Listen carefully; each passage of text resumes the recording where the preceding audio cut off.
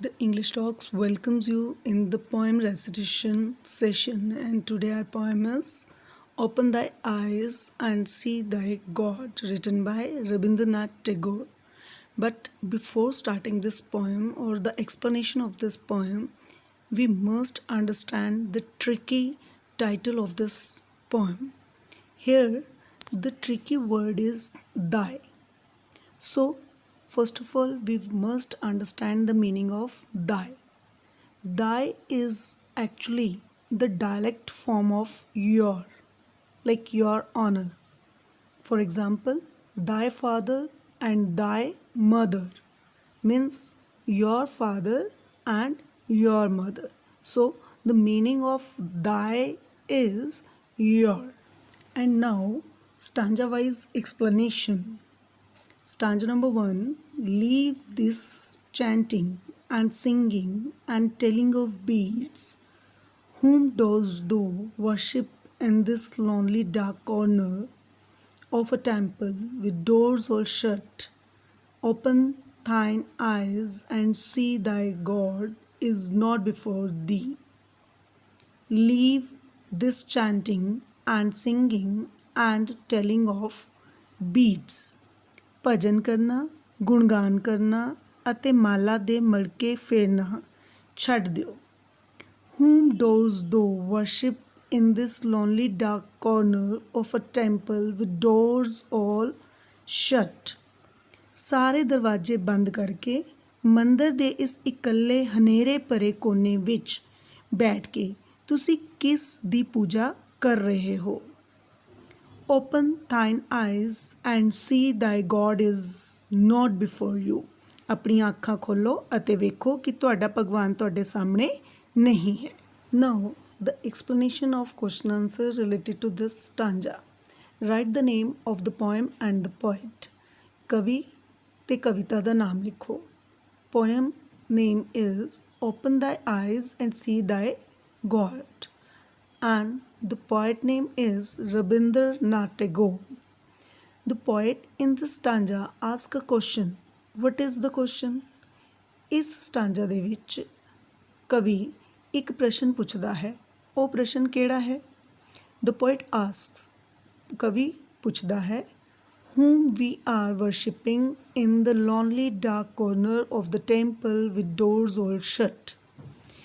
ਕਵੀ ਪੁੱਛਦਾ ਹੈ ਕਿ ਇਸ ਮੰਦਰ ਦੇ ਵਿੱਚ ਅਸੀਂ ਸਾਰੇ ਦਰਵਾਜ਼ੇ ਬੰਦ ਕਰਕੇ ਇੰਨੇ ਹਨੇਰੇ ਦੇ ਵਿੱਚ ਇਕੱਲੇ ਬੈਠ ਕੇ ਅਸੀਂ ਕਿਸ ਦੀ ਪੂਜਾ ਕਰ ਰਹੇ ਹਾਂ? What does the poet want the worshipper of God to do? ਕਵੀ ਰੱਬ ਦੇ ਭਗਤਾਂ ਤੋਂ ਕੀ ਕਰਵਾਉਣਾ ਚਾਹੁੰਦਾ ਹੈ?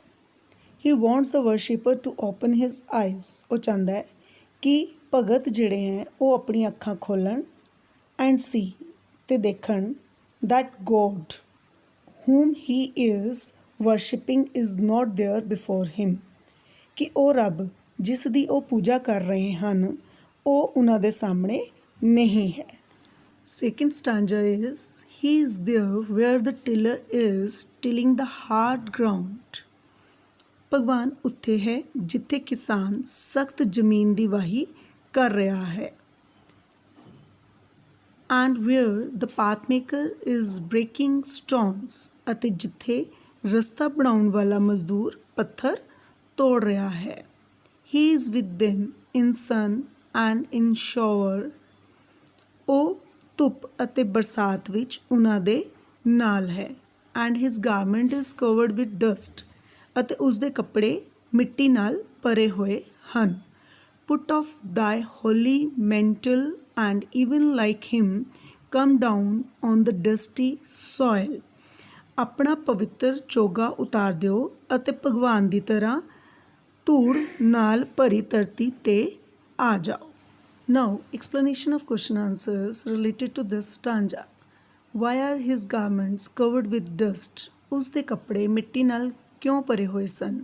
His garments are covered with dust. ਉਹਦੇ ਕੱਪੜੇ ਮਿੱਟੀ ਨਾਲ ਇਸ ਲਈ ਭਰੇ ਹੋਏ ਸਨ because he lives among those, ਕਿਉਂਕਿ ਉਹ ਉਹਨਾਂ ਨਾਲ ਰਹਿੰਦਾ ਹੈ who till the hard land and break stones, ਜੋ ਸਖਤ ਜ਼ਮੀਨ ਦੀ ਵਾਹੀ ਕਰਦੇ ਹਨ ਅਤੇ ਰਸਤਾ ਬਣਾਉਂਦੇ ਹਨ।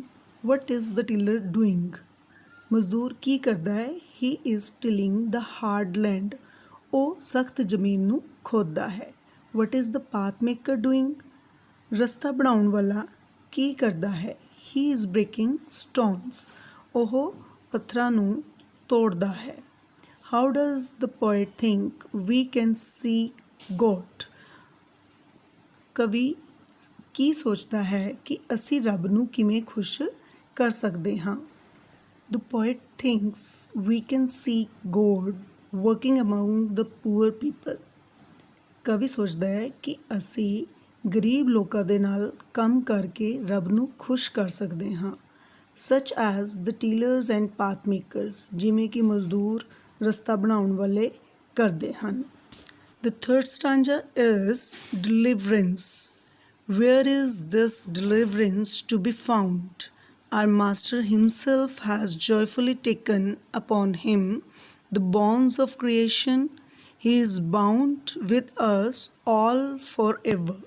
ਮੁਕਤੀ ਮੁਕਤੀ ਨੂੰ ਕਿੱਥੇ ਪਾਇਆ ਜਾ ਸਕਦਾ ਹੈ? ਸਾਡੇ ਮਾਲਕ ਨੇ ਆਪ ਖੁਸ਼ੀ ਨਾਲ ਸੰਸਾਰ ਦੇ ਬੰਧਨਾਂ ਦਾ ਭਾਰ ਚੁੱਕਿਆ ਹੋਇਆ ਹੈ। ਉਹ ਹਮੇਸ਼ਾ ਲਈ ਸਾਡੇ ਸਾਰਿਆਂ ਦੇ ਨਾਲ ਬਣਿਆ ਹੋਇਆ ਹੈ। Question answers related this stanza. What is meant by deliverance? ਮੁਕਤੀ ਤੋਂ ਕੀ ਭਾਵ ਹੈ? Deliverance means freedom from a life of toil.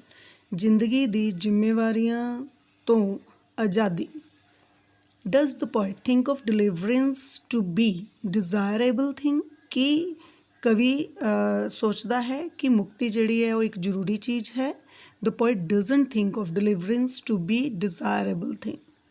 ਕਵੀ ਇਸ ਤਰ੍ਹਾਂ ਬਿਲਕੁਲ ਨਹੀਂ ਸੋਚਦਾ ਕਿ ਮੁਕਤੀ ਜਿਹੜੀ ਹੈ ਉਹ ਬਹੁਤ ਜ਼ਰੂਰੀ ਚੀਜ਼ ਹੈ। Who is our master? ਸਾਡਾ ਮਾਲਕ ਕੌਣ ਹੈ? God is our master. ਰੱਬ ਸਾਡਾ ਮਾਲਿਕ ਹੈ।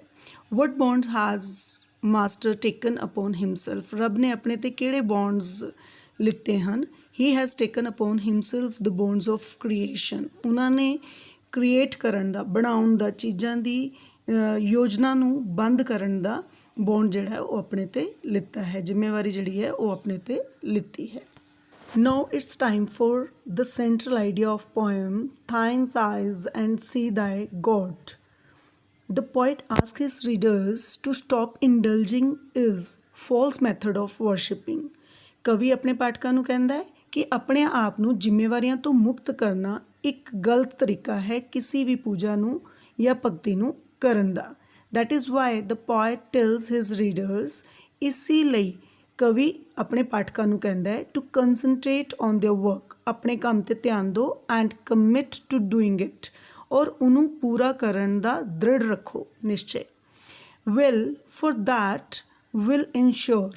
ਔਰ ਉਹੀ ਚੀਜ਼ ਤੁਹਾਨੂੰ ਪੱਕਾ ਕਰ ਸਕਦੀ ਹੈ that God is always with them, ਕਿ ਰੱਬ ਹਮੇਸ਼ਾ ਉਹਨਾਂ ਦੇ ਨਾਲ ਹੈ।